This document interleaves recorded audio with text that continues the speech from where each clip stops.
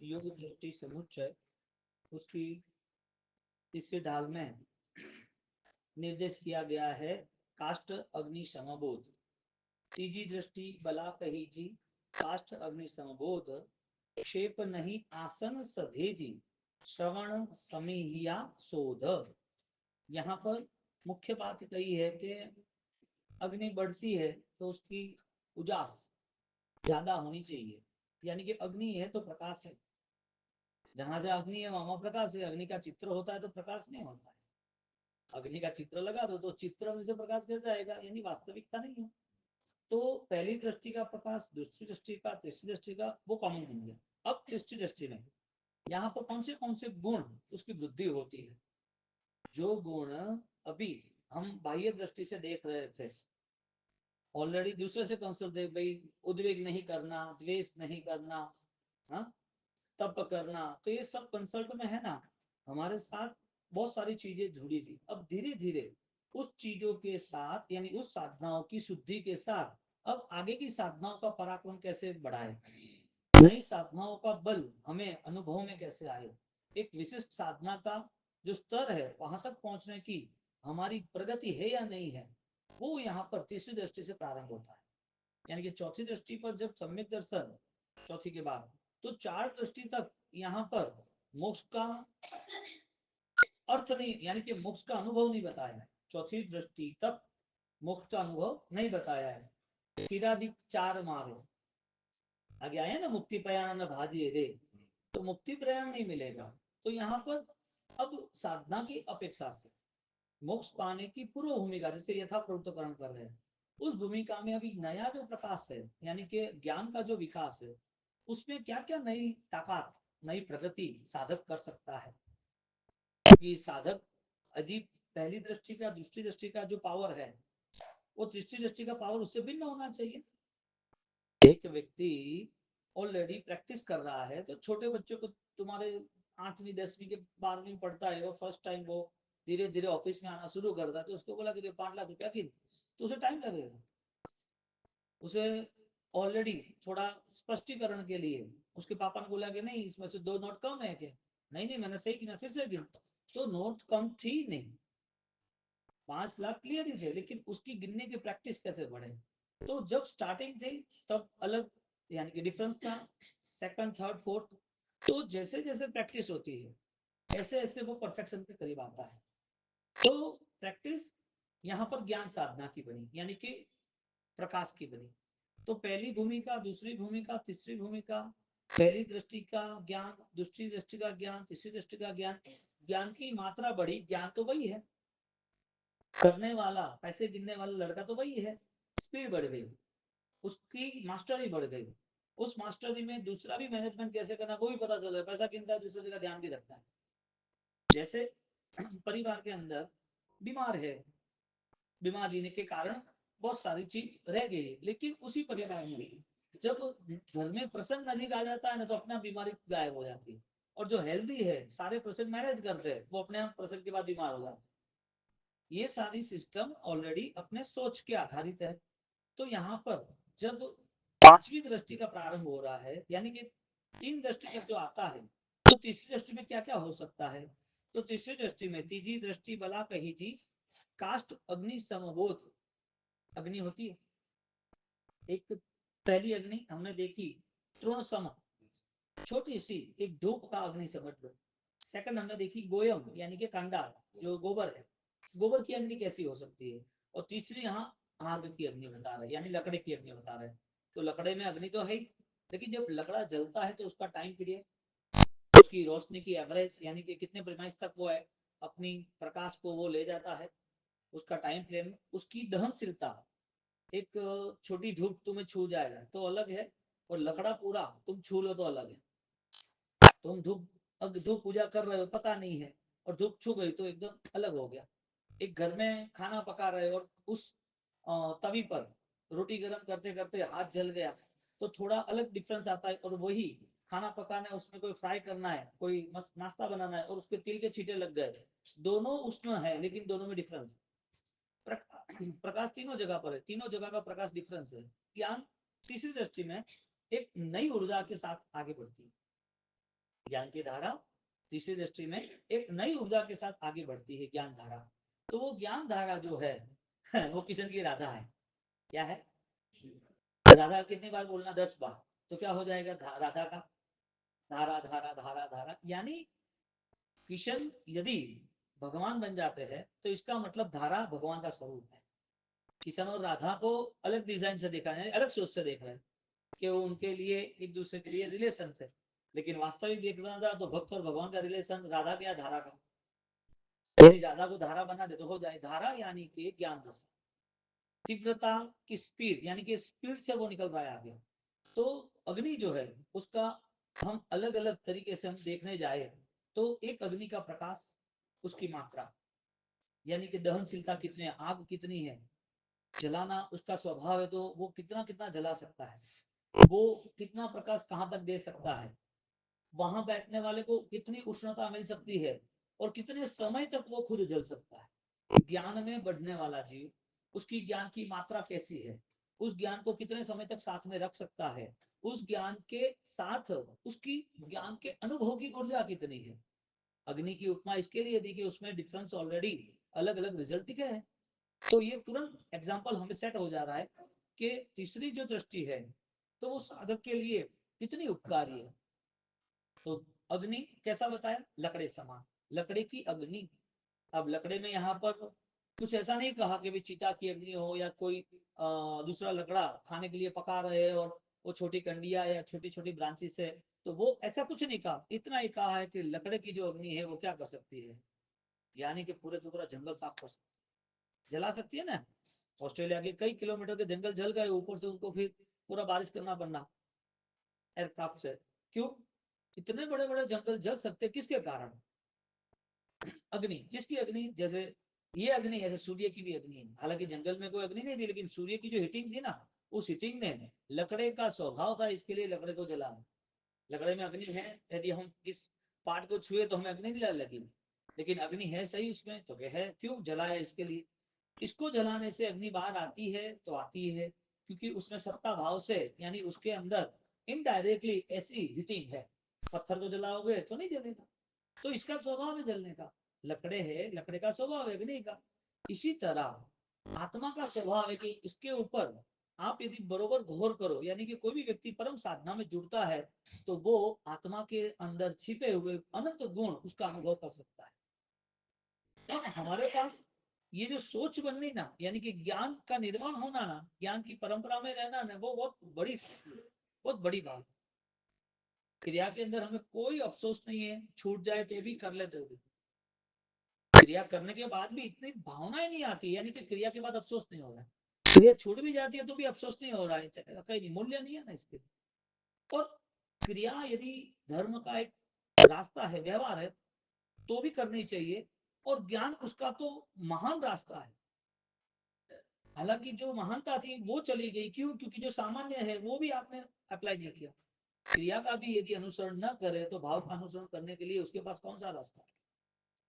भाव पूर्व भाव की बहुत सारी अवस्था को बदलने की एक विशिष्ट अवस्था है। भाव यानी कि तुम बैठे और हो गया, वो बात नहीं है। क्योंकि कर्म करते रहे, पाप का, पुण्य का, सुख दुख, यानी जो भी कर्म चल रहा है वो तो कर्म का एक लेयर लग रहा है और उसका टाइम पीरियड आएगा, तो जो बंद था उसका उदय आएगा। ये तो सिंपल बात है। जो बंद किया है वो छोटा भी कर्म का हमने अनुसरण किया है, वो कर्म हमारे आत्मा में लगा है, वो कर्म की सारी मॉलिक्यूल, सारी रचकणें, कर्म का सारा बंधन, वो उसका रूप जब समय आया तब दिखाएगा। तुम ट्रैवलिंग में जाते हो तो तुम्हें ट्रैवलिंग में बैग भर दी, तो तुम्हें पता है ना कौन सी चीज क्या रखी है।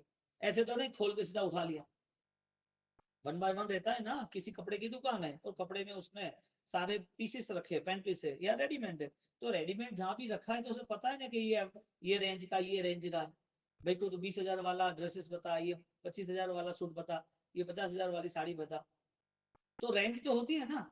तो एक के ऊपर एक जो भी रखा होता है तो उसे पता है ना कि मुझे डिजाइन वाइज सेट करना है कि रेड है, ये येलो है, ग्रीन है, ब्लू है, ब्लैक है। तो डायरेक्टली जैसे वैसे रखेगा तो अट्रैक्टिव नहीं लगता है। कर्म का ऐसा है, वन बाय वन रखा हुआ है, एक के बाद एक के बाद एक रखा हुआ है। तो कर्म एक के बाद एक है, इसके लिए उसका नंबर आ रहा है, वन बाय वन उसका नंबर आया। तुम लिफ्ट में नहीं जाओ, चढ़ते जाओ तो 1 2 3 4 तो आएगा 4। इसी तरह कर्म का सुख दुख, सुख दुख यानी कि सुख का समय दुख का समय, फिर लंबा समय है तो देव गति, उससे छोटा समय है तो दूसरी सुख की गति, देव मानव जीवन की उससे छोटा समय है तो सुख कम, बहुत कम मिलता है तिर्यंत गति में, यानी कि दुख ज्यादा है परसेंटेज लेवल पर, और ज्यादा से ज्यादा दुख का अवस्था आती है तो वो नरक है। तो यहाँ पर आत्मा नहीं बदली, ऊपर का लेयर बदला, आत्मा तो वही है ना, लेयर ने हमें ये सारी गति दी, कर्मों का उदय हुआ तो हमें गति मिल गई। तो जहां कर्म का उदय है, कर्म का बंध है, इसके लिए है, कर्म का बंध है तो वो क्रिया से है, फिर क्रिया पुण्य की है पाप की है कोई मायने नहीं। तो क्रिया बदलनी जरूरी थी या मूलभूत अवस्था बदलनी जरूरी थी? यहाँ तीसरी दृष्टि में हमें अवस्था बदलने का एक निर्देश कर रहे हैं, और वो अवस्था ज्ञान दशा होनी चाहिए, अपने सम्यक ज्ञान की भूमिका से होनी चाहिए। अब सम्यक ज्ञान की भूमिका प्रारंभ ना हो, समझदारी प्रारंभ ना हो, तो हर छोटी बड़ी चीज में डाउट्स भी होंगे और डिस्टर्बेंस भी होगी। ऐसा क्यों, ऐसा नहीं होना चाहिए, किसने ऐसा क्यों किया, ये होता तो अच्छा होता, यानी कि इजी लेवल पर मैनेज नहीं किया, करना था कि भाई बेटा है वो शरारती है तो उसे समझाना था कि ऐसा नहीं करते तो ये बरोबर, लेकिन किसी ने आपके प्रति दुर्भावना रखी, वो मेरे साथ ऐसा क्यों करता है, ये दोनों में डिफरेंस है। बेटा ऐसा क्यों किया, वो कहने का जरिया अलग है, तूने ऐसा क्यों किया, वो कहने का जरिया अलग है, दोनों चीज का डिफरेंस है ना। तो ज्ञान यहाँ पर आके खड़े रह जाता है कि बोल क्या करना है, कौन से कर्म बंद करना है। तो बंद के समय से उदय तक ये चलता रहा, उदय के समय में जागरूक नहीं बने, दूसरे का दुख जो दिख रहा है वो उदय ही है ना, खुद का दुख आ रहा है वो भी उदय है ना, दुख नहीं आया है तो दूसरे के दुख को देखकर तो पता चलता है कि ये भी आएगा मेरे लिए, तो ये दुख के कारण ये क्रिया हो रही है। हमें बदलना क्या है, दुख, हमें बदलना क्या है, दुख के समय तो सुख का समय आए। हम ये चाहते हैं कि हमारा सुख दुख अवसर बदल जाए, ज्ञानी ये चाहते हैं कि तेरे अज्ञान रूपी जो अंधकार था वो बदले, इसके लिए प्रकाश है, चले उठा तू ले जा, तो केवल ज्ञानी से जुड़ेगा तो तुझे प्रकाश मिलेगा, केवल ज्ञानी परमात्मा और केवल ज्ञान तेरा, इसके लिए यहाँ क्या कहा, क्षेप नहीं आसन सदेजी, श्रवण समिया शोध, शोध कब शुरू होती है, बोध से शुरू होती है, बोध है तो शोध है, बोध नहीं तो, बोध ही नहीं तो शोध कैसे एक बच्चे को तुमने टारगेट दिया, बेटा तू 10वीं 10th है तेरा, तुझे अच्छा स्टडी करना पड़ेगा, लेकिन तेरे रूम में है ना पिक्चर लगा दे बाइक का, ये बाइक तुझे दिलाएंगे, या तुझे जो पसंद है तू बता दे कि लाख 1.5 लाख 2 लाख का क्या चाहिए, वो रोज देख रहा है ना, रोज उसे पढ़ना पड़ता है, कुछ कहना नहीं पड़ता, ऑटो सिस्टम कहना पड़ता है, क्यों लेसन नहीं किया, क्यों क्लासेस में नहीं किया, ये फर्स्ट फिल्म सेकंड फिल्म में इसने परसेंटेज कम हुआ है, क्यों भाई,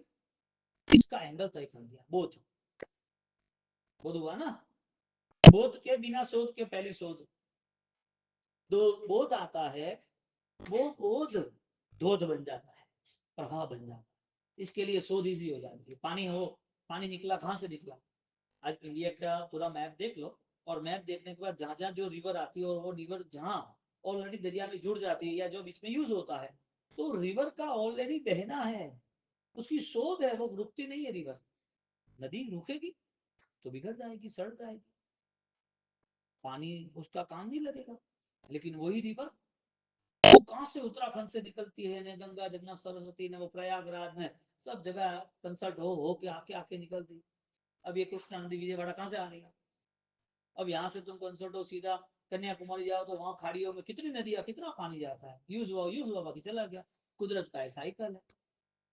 शोध रुकी रिवर की, रिवर कहीं ना कहीं जा रही है ना, यानी कि बूंद समाया समुद्र में, एक बूंद की ताकत है ना कि वो ना नष्ट होकर अपना अस्तित्व अमर बना सके, एक पानी नष्ट हो सकता है लेकिन उसे अमर बनना है तो उसे दरिया में जाना है, वहां पर अभी कोई नाशवंती नहीं, वो कहीं पर रुक गई नदी, कोई जमीन पर रुके, जमीन ने उसको सोच लिया, खत्म हो गई, उसका अस्तित्व नहीं रहेगा, उसके निशान रहेंगे।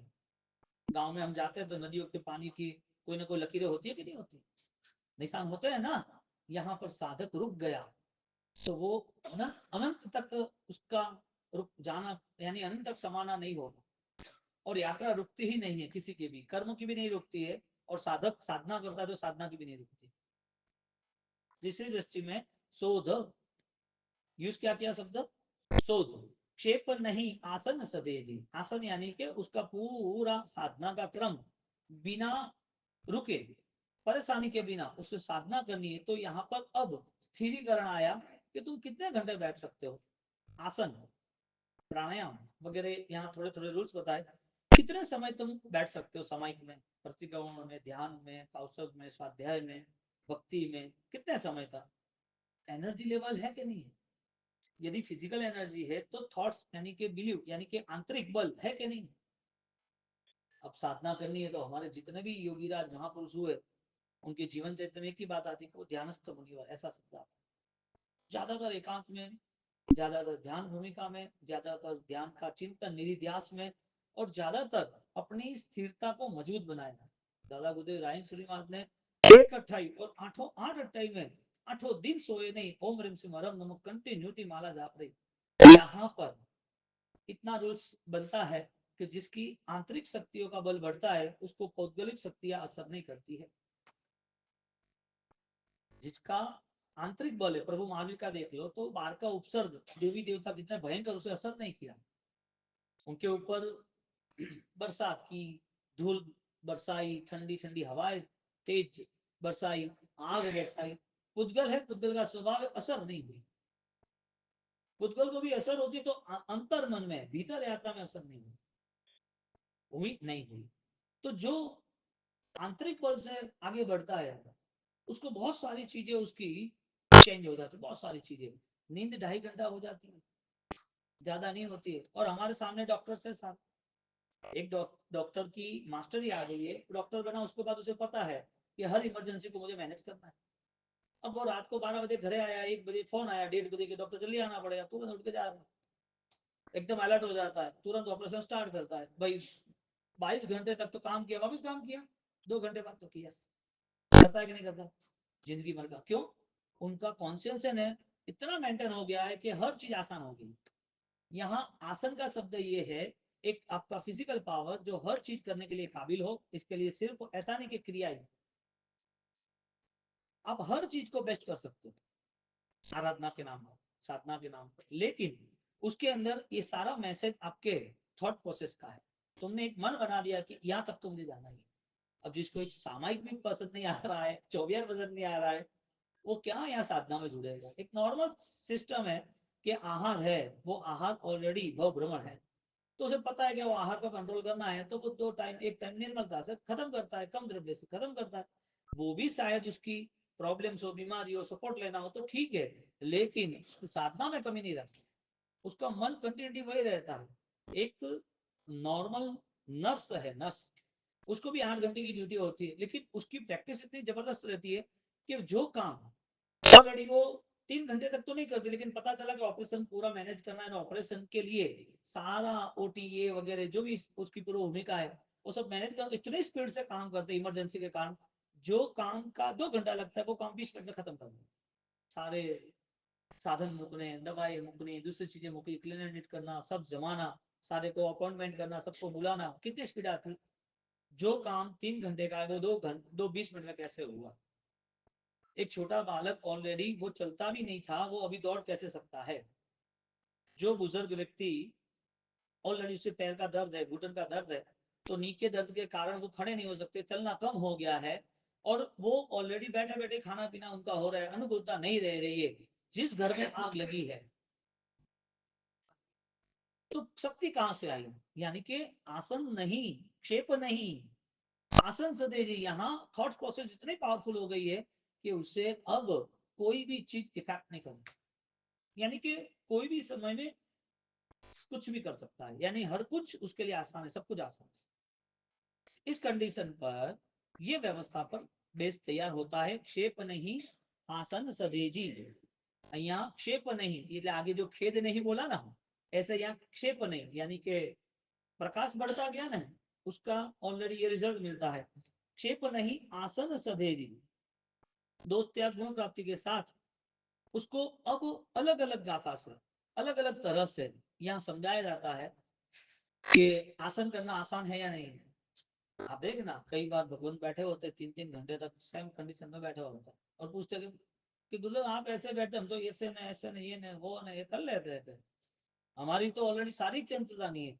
यहाँ पर ध्यान भी करना है ना, तो उस लेवल पे जाना है। ध्यान कौशक से भी होता है, माला से भी होता है। हम परमात्मा के साथ बैठे आराम से उनका दर्शन, ये सब ध्यान के प्रकार है। और उस ध्यान के प्रकार में फिजिकल मूवमेंट ऑलरेडी खत्म हो जाती है। यदि फिजिकल मूवमेंट है, तुम वहां दर्शन कर रहे हो, तुम खुजली बजा रहे हो, खुजली खुजली आई खुजली कर रहे हो, आगे पीछे देख रहे हो, आंखें आगे पीछे जा रही है, वहां खड़े खड़े भक्ति करते पैर ऊपर करना, हाथ यूं कर देना, अलग अलग तरीके से सब कुछ, तो कहाँ ध्यान आया? हालांकि ये सब देखने मिलता है, होता ही। वो बैठ गया और बैठने के बाद उसे कंफर्टेबल लगना चाहिए। भक्ति की जो धारा थी ना, वो अभी तक कनेक्ट नहीं हुई। अब सामयिक करना है, सामयिक करने के बाद जो स्थिरता आनी चाहिए, कई लंबे समय तक नहीं आई। कौशक करना था, तो कौशक के अंदर इतने डिसिप्लिन बताई है कि तुम्हारे श्वासोश्वास जो मंत्र से जुड़े यानी कि सूत्र से जुड़े लोग जो अगर है, यहाँ ध्यान उस भूमिका में ले गया। इसके लिए आज विपश्या भी चल रही है, तो उस भूमिका से चल रही है। तो हमारे यहाँ ध्यान के सारे प्रयोग बताए थे, विशिष्ट रूप से बताए थे, लेकिन उस ज्ञान नहीं रहा तो वो ध्यान भी रुक गया। तो जो 19 दोष बताए, क्यों बताए? कि भाई कौशक जब कर रहे हो तब तो 19 दोष नहीं लग रहे थे, लेकिन आप बिना कौशक भी ऑलरेडी डिसिप्लिन में इतनी एकाग्रता के साथ रहो कि वो व्यर्थ की चीजें अपने आप छूट जाए।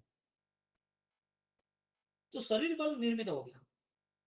मनोबल से शरीर ने एक पोजीशन सेट की कि ये सारी चीजें अभी मुझे डिस्टर्ब नहीं करेगी। अब देखना, कई जगह पर छोटे बच्चे या जिसका चिन्ह चलता है, वो बैठेंगे ना तो पैर ऊपर नीचे करेंगे, दौड़ेंगे, ऐसे नहीं बैठना, उधर बैठना, उसकी चंचलता के कारण वो डिसीजन नहीं ले सकते, निर्णय पर नहीं आते। तो यहाँ क्षेप नहीं आसन सदेगी, उसकी साधना करनी है, उसे पता है कि मुझे कौशक में रहना है। तो शेर आगे रहता तो भी मैं कौशक हूँ। अब एक आग लग रही है तो उसे डर लग रहा है, घर छोड़ना पड़ेगा, कहां से आई ताकत उस बुजुर्ग में? 90 साल की एज में जो ऑलरेडी 10 साल से खटिया में है, और वो घर पे ही सब वहीं बैठे बैठे खाना पीना कर रहे हैं। अब उसके पास सांप रख दिया छोटा, तो छोटा सांप रख दिया 2 फुट का, 10 फुट का नहीं, तुरंत दौड़ने लगेगा। क्यों भाई? क्या ऐसा था कि जिसके हिसाब से तुम खड़े हो गए, जो दवाई ने नहीं किया खड़ा तुम्हें, जो लोगों ने समझाया फिर भी नहीं हुआ, लोग मिलने आए फिर भी तुम ऑलरेडी अपनी जगह नहीं छोड़ पाए, तुम बैठे रहे कैसे? क्या है? यानी कि मन को मार डाला था। जिंदा मन यहाँ पर आगे बढ़ता है। मन की सजगता जो है, ये तो नॉर्मल एग्जाम्पल है, लेकिन हम जब आराधना में जुड़ते, साधना में जुड़ते, तो साधना का प्रभाव हमारे आत्मा पर कितना अनुसरित होता है। क्षेप नहीं आसन सदे जी, क्षेप नहीं आसन सदे जी, श्रवण समीह्या शोध, श्रवण समीह्या शोध, यानी के श्रवण, श्रवण को सुनने की दृष्टि से अब शोध शुरू कर देते हैं, श्रवण को सोचने की दृष्टि से। तो जब सुनना ही है, स्वाध्याय ही है, तो स्वाध्याय किसके लिए है? श्रवण किसके लिए है? अब जितना भी श्रवण है, यदि उसका निर्देश यानी कि सही ढंग से यदि नहीं देखा, तो वो श्रवण सवर्ण नहीं रहा। सुना तो सही, लेकिन ध्यान ही नहीं रहा, पता ही नहीं रहा क्या कह रहे क्या नहीं कह रहे, क्या चीज, कुछ भी नहीं। ज्ञान का व्यवहार होता, ज्ञान के लिए खोज होती, तो वो खोजी, उसे हर दिन एक नई शोध होती ना, नई एक भाव यात्रा होती ना, नई एक ऊर्जा उसे मिलती कि नहीं मिलती कि ये बेस्ट है, ये करना चाहिए। क्यों? क्योंकि उसे रिजल्ट है। नॉर्मली कोई आपको बता दे कि ये गोल्ड का बिजनेस बढ़िया है, तो बोले गोल्ड का क्या करना, अभी बिटकॉइन का कर, अरे वो नहीं करना, अभी दूसरा तीसरा बड़ा। नए नए बिजनेस में कैसे जुड़ता है? नई नई शक्तियां बाहर आती है कि नहीं आती है? ये अभी किसी ने कुछ नया रेसिपी बता दी कुकिंग की, तो नए नई चीज बनाते रहते हैं। लेडीज नई चीज बना देती है घर पे, वो चख लेती है, खाती नहीं है, लेकिन वो इंतजार करती है कि भैया क्या कह रहे हैं, हस्बैंड क्या कह रहे हैं, पापा को कैसा लगा, कैसा बना है, वो इंतजार कर रहे हैं। उसने 3 घंटा तक बना, बोले कि ठीक नहीं बना तो मूड खत्म। वो तो इंतजार करती है क्या बोल रहे हैं। कोई भी चीज रुकी, क्या क्या चीज खाने पीने, रिसर्च में हजारों आइटम बना देते, कैसे कैसे नई नई चीजें आई, क्या आई, उसको सिर्फ मॉडिफाइड किया है, बाकी तो सब कहानी है ना। यहाँ पर सोच यानी कि खोज रुकती नहीं है।